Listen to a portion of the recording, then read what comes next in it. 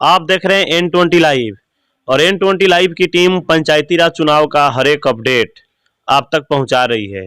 तो अभी तक कुल 13 प्रखंडों में चुनाव संपन्न हो चुके हैं और वहां के नतीजे भी आ चुके हैं और कहीं ना कहीं ये नतीजे इस बात की पुष्टि कर रहे हैं कि इस बार के पंचायती राज चुनाव में एक बदलाव की लहर चल रही है और उस बदलाव के लहर का असर कहीं ना कहीं दरौंदा प्रखंड पे भी पड़ा हुआ है, क्योंकि दरौंदा प्रखंड के बहुत सारे पंचायतों में हमारी टीम पहुंचकर वहां की जनता से मिलकर वहां के प्रत्याशियों से मिल चुकी है और यह स्पष्ट कर चुकी है कि दरौंदा प्रखंड में भी बदलाव के लहर का असर दिखाई देगा। तो अभी हम मौजूद हैं दरौंदा प्रखंड के करसौत पंचायत में और करसौत पंचायत से भी जनता से बात करने के बाद अभी हम पहुंचे हुए हैं अजीत प्रसाद जी के पास, जो यहाँ के एक भावी मुखिया प्रत्याशी हैं। ऐसे तो मुखिया का जो पद होता है, बहुत सारे ऐसे लोग हैं जो मुखिया का चुनाव बिजनेस व्यू से लड़ रहे हैं, कोई इसको रोजगार के मुद्दा से चुनाव लड़ रहा है तो कोई इसको राजनीति के मुद्दा से चुनाव लड़ रहा है। लेकिन इस पंचायत से एकलौता ऐसा प्रत्याशी है अजीत जी, जिनका मकसद ना तो राजनीति है, ना तो यहाँ का मुद्दा बिजनेस है, ना ही इनका रोजगार है। भगवान का दिया हुआ सब कुछ है, लेकिन कुछ सोच है तो जनता को कुछ देना, और वही सेवा भाव दिखाते हुए यहाँ से चुनाव लड़ने का निर्णय ये लिए हैं। और इनके पीछे इनके परिवार के लोगों का सपोर्ट है। साफ का नाम है कि राजनीति मेरे परिवार की एक सेवा भाव है, ना कि एक बिजनेस व्यू है। तो आइए जानते हैं अजीत जी से कि चुनावी माहौल में जहाँ तमाम मुखिया प्रत्याशी अपने अपने जीत के दावे कर रहे हैं और पैसा पानी की तरह बहा रहे हैं, क्योंकि उनका साफ मकसद है चुनाव अगर जीत जाते हैं तो 5 साल तक लूटने को मिलेगा, 5 साल तक कमा के भर लेंगे। लेकिन इनसे हम जानते हैं कि मुद्दा क्या है चुनाव लड़ने का। तो सबसे पहले स्वागत है अजीत जी हमारे चैनल पे आपका।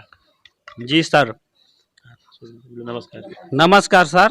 हम सभी पंचायत वासियों को नमस्कार करते हैं और ये निवेदन करते हैं कि जो भी 5 साल का समय होगा हमारे आने के उपरांत, उस समय सबसे पहले हमारा प्राथमिकता होगा जितने भी पिछड़े वर्ग के लोग हैं उनको अधिकार दिलाना। तो एक चीज़ है अजीत जी कि आप एक युवा हैं और इस बार के पंचायती राज चुनाव में देखा गया है कि जहां भी बदलाव हुए हैं उस पंचायत का जो युवा वर्ग है ना, वही टर्निंग पॉइंट बना हुआ है।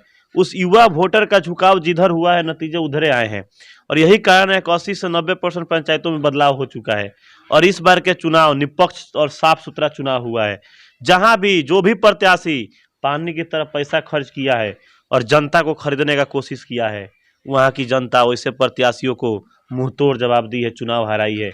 तो क्या लग रहा है आपके भी पंचायत की जनता वैसे प्रत्याशियों को मुंह तोड़ जवाब देगी और युवा चुनाव में साथ देंगे? सभी युवा हमारे साथ हैं और जितना भी प्रत्याशी हैं पैसा बहा रहे हैं उससे हमें कोई फर्क नहीं पड़ने वाला है। हम निष्पक्ष चुनाव के मुद्दा पे हैं और हमेशा जनता के साथ हैं और सेवा भाव से जनता के साथ हैं और जनता हमें इस योग्य समझ रही है और हमें अपना बहुमूल्य वोट देगी। तो आप पे काफ़ी नौजवान हैं, आप राजनीति में क्यों आए? और भी तो जरिए थे, लेकिन राजनीति में आने का उद्देश्य क्या है आपका? जी, हमारे पंचायत में बहुत सारे दबंग हैं और बहुत सारे आरोप जो निर्दोष हैं उन पर लगता है। इसी वजह से हमें इस क्षेत्र में आना पड़ा और पंचायत का जो विकास है बहुत निम्न स्तर पे है, जो इस स्थिति में नहीं होना चाहिए। ये निंदनीय है कि जो इतना साल होने के बावजूद भी हमारे पंचायत का स्तर इतना नीचे है कि यहाँ के जनता त्राहिमाम कर रही है। तो सोचिए, ये सोचने की बात है इस पंचायत की जनता का कि जो एक परिवार, संपन्न परिवार, सारे सुविधाओं से लैस परिवार, और उस परिवार से कोई व्यक्ति अगर मुखिया का चुनाव लड़ रहा है तो उसका मकसद क्या हो सकता है? उसका मकसद सिर्फ यही हो सकता है कि जिस गरीब और दलित को दबाया गया है 20 वर्षों से, उसकी आवाज़ को उठाना, जिस गरीब दलित के हक को छीना गया है उसके हक को दिलाना। तो सोचना है यहाँ के जनता को कि कैसा नेता चाहिए, काम करने वाला नेता चाहिए, हमारे हक को दिलाने वाला नेता चाहिए, या सरकार की योजनाओं को बंडर बाट करने वाला नेता चाहिए। तो हमारे चैनल के माध्यम से अपने जो पंचायत की जनता है आपको देख रही है, जनता से आप क्या अपील करते हैं जो चुनाव चिन्ह मिला है मोतियों का माला उसको लेकर? जी, जनता से हम यही नर्म निवेदन करना चाहते हैं कि हमें अपना बहुमूल्य वोट हमें दें और मैं जनता के पास हमेशा सदा के लिए उनके पास 5 साल तक समर्पण रहूँगा और मुझे ये विश्वास है कि जनता हमारे साथ है। तो जैसा कि हमारे साथ मौजूद जो है वो किसी परिचय के लोग मोहताज है नहीं, इनके फैमिली बैकग्राउंड भी बहुत अच्छा है, बहुत मजबूत है, लेकिन उसके बावजूद भी चुनाव में आए हैं। कुछ जनता के सोच से लेकर आए हैं, जनता के भविष्य के सोच को लेकर आए हैं कि ताकि 20 वर्ष जैसे बर्बाद हुआ है उसे 5 वर्ष बर्बाद ना हो और जनता का जो हक है वो हक मिले। तो कहीं ना कहीं इस पंचायत की जनता भी अब शिक्षित और समझदार हो चुकी है और उसको पता है कि कौन सा ऐसा प्रत्याशी है जो चुनाव जीतने के बाद हमारी आवाज़ को उठाने का काम करेगा और सरकार की योजनाओं को देने का काम करेगा।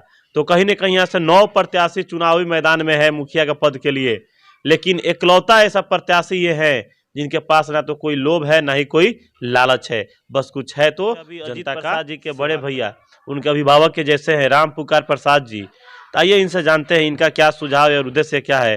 तो राम पुकार जी, राजनीति में आने का उद्देश्य क्या हुआ आप लोग? क्योंकि आप लोग का फैमिली बैकग्राउंड बहुत अच्छा है, उसके बावजूद आप लोग राजनीति में क्यों हैं? जी, राजनीतिक में आने का मेन उद्देश्य हमारा समाज सेवा है।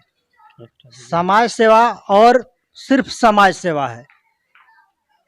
मैं ये आने के बाद मैं जॉब करता था, आने के बाद देखा जनता का जो भी हक है, जो सुविधा है, जो अनाउंसमेंट हो रहा है पेपर के द्वारा, मीडिया के द्वारा, हमारे पंचायत स्तर पे ग्राउंड लेवल पे डेड है, जीरो है, या तो जीरो बोलूँ तो 5%, मिनिमम 5% बोल सकता हूँ, इससे अधिक नहीं था। लोगों में भय व्याप्त है, कोई किसी से बात नहीं करना चाहता इस बारे में कि मुझे मिला नहीं मिला या क्या दिक्कत है, उसका सुना जा रहा है नहीं सुना जा रहा है। और मैंने देखा हम लोग 2 पीढ़ी से देश सेवा किए, मेरे परिवार से कोई समाज सेवा में जाए, इसलिए मैं अपने छोटे भाई को इस काम में उतारा, समाज सेवा के लिए छोड़ा हूँ, जनता के साथ छोड़ा हूँ और जनता निर्णायक मूड में है, निर्णायक दिशा में है। मैं समझ रहा हूँ ये जनादेश क्लियर हो जाएगा 8 तारीख को और 10 तारीख को काउंटिंग के बाद बिल्कुल स्पष्ट हो जाएगा। तो क्या लग रहा है कि राम पुकार जी, यहाँ की जो जनता है एक रियल नेता की पहचान कर पाएगी जो समाज की सेवा करने के उद्देश्य से आया है, उसका पहचान कर पाएगी जनता? जी, ये पब्लिक है, सब जानती है, जनता सब जानती है, कुछ भी बाकी नहीं है और वो निर्णय करेगी, फैसला करेगी, ये चीज़ अटल है। तो लेकिन एक चीज है कि देखा जाता है कि जो लास्ट की 2 रातें बच जाती है चुनाव में, चुनाव से पहले, उसको हमारी टीम क़यामत की रात मानती है, क्योंकि उसी 2 रात में राजनीति कब करवट ले ले किसी को पता नहीं चलता है। क्योंकि जो प्रत्याशी 1 माह मेहनत करके अब उसको एहसास हो जाता है कि चुनाव हम हार रहे हैं, तो वो 2 रात में दारू बांटना, पैसा बांटना शुरू करते हैं और हमारे समाज के जो 10% दलित वोटर हैं उनको खरीदने की कोशिश करते हैं। और इस बार हालांकि जो भी पंचायत में ऐसा कुकर्म जो प्रत्याशी किया है, जनता उसको मुंहतोड़ जवाब देते हुए चुनाव हराई है। तो क्या लग रहा है आपके भी पंचायत की जनता वैसे प्रत्याशियों को मुंहतोड़ जवाब देगी? ये जनता भी तो उसी तरह की है जो दूसरे जगह पे हुआ है, यहाँ भी निश्चय ही परिवर्तन होगा, बदलाव होगा। जनता समझ चुकी है, जनता इंतजार कर रही थी कि कोई योग्य आदमी आए और जनता ये पढ़ रही है, सबको समझ रही है, देख रही है और अपना जनादेश क्लियर देगी, साफ सुथरा देगी, इसमें कोई 2 मत नहीं है, बिल्कुल सब कुछ स्पष्ट हो जाएगा। तो राम पुकार जी, हमारे चैनल के माध्यम से जैसे आपके जो भाई चुनाव लड़ रहे छोटे भैया अभय जी, अजीत प्रसाद जी, उनको लेकर जनता से आप क्या अपील करते हैं? चुनाव चिन्ह मोतियों का माला। जनता से मैं यही अपील करूंगा कि आप लोग प्रत्याशी जितने भी हैं सबको पहचानिए, सबको स्टडी कीजिए, समझिए, उसके स्टेज को समझिए, उसको व्यू को समझिए, कौन किस लिए लड़ रहा है, किसका क्या मकसद है और मैं ये क्लियर जनादेश देना चाहूँगा कि मेरे द्वारा अगर आप लोग आशीर्वाद देते हैं, पंचायत का संचालन, पंचायत का किसी का हक अगर नहीं मिल पाता है, अगले 5 साल के बाद मेरे घर से कोई प्रत्याशी नहीं होगा और कोई चुनाव नहीं लड़ेगा। ये मेरा आप लोगों से वादा है और ये संकल्प है। अगर मैं इस काम पे खरा नहीं उतरूंगा, पब्लिक के मत के अनुसार नहीं जा पाऊंगा, मेरे घर से कोई प्रत्याशी नहीं होगा अगला। हमारे परिवार में लगभग इस पंचायत के सारे लोग जानते हैं कि ये परिवार देश सेवा में कंटिन्यू रहा है और जिस जिम्मेवारी को हमने निभाया है, जिस वफादारी को निभाया है, जिस ईमानदारी को निभाया है, वो पंचायत में भी उस ढंग से कायम रखेंगे। इसमें कहीं दाग धब्बा लगने नहीं देंगे। जय हिंद, जय भारत की